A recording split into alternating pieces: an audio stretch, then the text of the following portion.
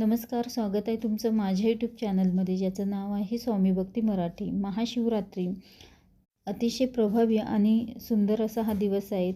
तर यावर्षी महाशिवरात्री ही 15 फेब्रुवारी 2026 वार रविवार तर या दिवशी आलेली आहे. अतिशय महत्त्वाचा दिवस आहे आणि महाशिवरात्रीचा दिवस हा सर्वात मोठा दिवस मानला जातो. सर्वात मोठी रात्र मानली जाते, कारण याच दिवशी शिव आणि शक्ती यांचं मिलन झालं होतं. महाशिवरात्री हा भगवान शंकरांच्या उपासनेचा अतिशय महत्त्वाचा दिवस मानला गेला आहे आणि या दिवशी पृथ्वी तलावर शिवतत्व हे खूप जास्त प्रमाणामध्ये जागृत झालेलं असतं आणि याचंच औचित्य साधून आपल्याला भगवान शिवांच्या जास्तीत जास्त सेवा या दिवशी करायच्या असतात.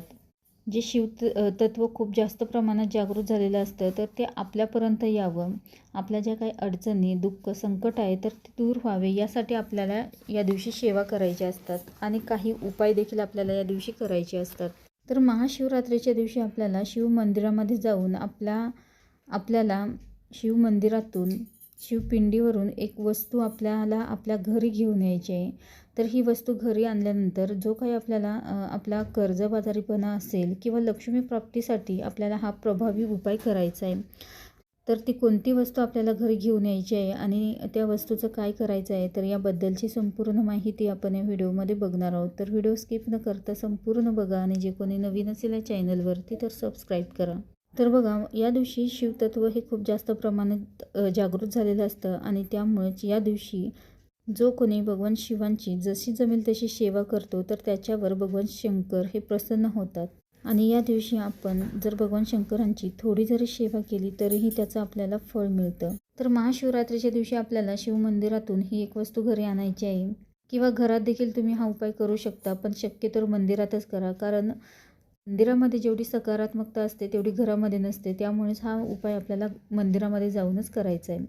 तर भगवान शंकरांना प्रिय अशा बऱ्याच वस्तू आहे, पण त्यातीलच एक महत्त्वाची वस्तू आहे जी म्हणजेच बेलपान. तर हे भगवान शंकरांना खूप प्रिय आहे आणि याचं बेलपानाचा आपल्याला एक उपाय करायचा आहे. तर जो आपण श्रावणामध्ये करत असतो.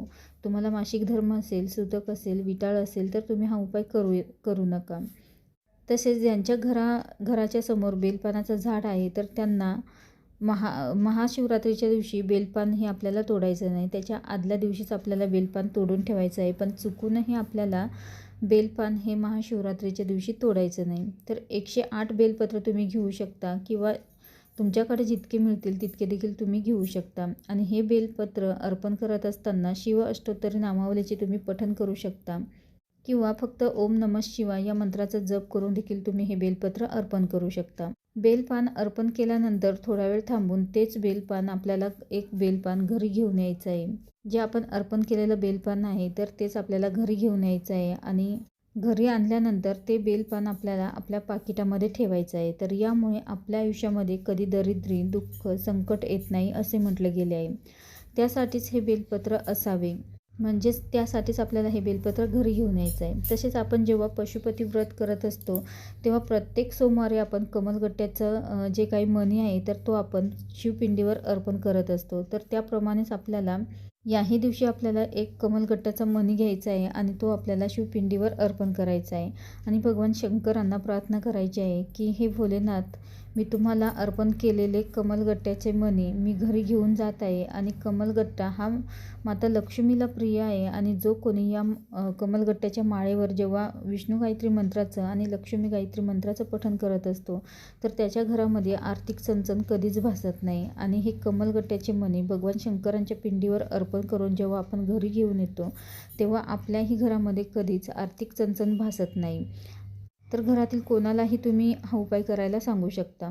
तर आपल्याला मंदिरामध्ये जाऊन तो मणी आपल्याला शिवपिंडीवर अर्पण करायचा आहे आणि तो मणी आपल्याला परत उचलून घरी घेऊन यायचा आहे आणि आपली घरी आणल्यानंतर तो मणी आपल्याला आपल्या तिजोरीमध्ये ठेवायचा आहे किंवा ज्या ठिकाणी तुम्ही तुमचा काही पैसा किंवा दागिने किंवा महत्त्वाचे कागदपत्र ठेवतात तर त्या ठिकाणी आपल्याला तो मणी ठेवायचा आहे. खूप चांगला अनुभव येतो आणि ही सेवा फक्त आपल्याला महाशिवरात्रीच्या दिवशीच करता येते.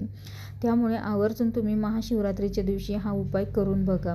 तुमच्या ज्या काही अडचणी असतील, आर्थिक अडचणी, तर त्या नक्कीच दूर होतील. तर दिवसभरामध्ये केव्हाही तुम्ही हा उपाय करू शकता, पण मंदिरामध्ये जाऊनच हा उपाय करायचा आहे.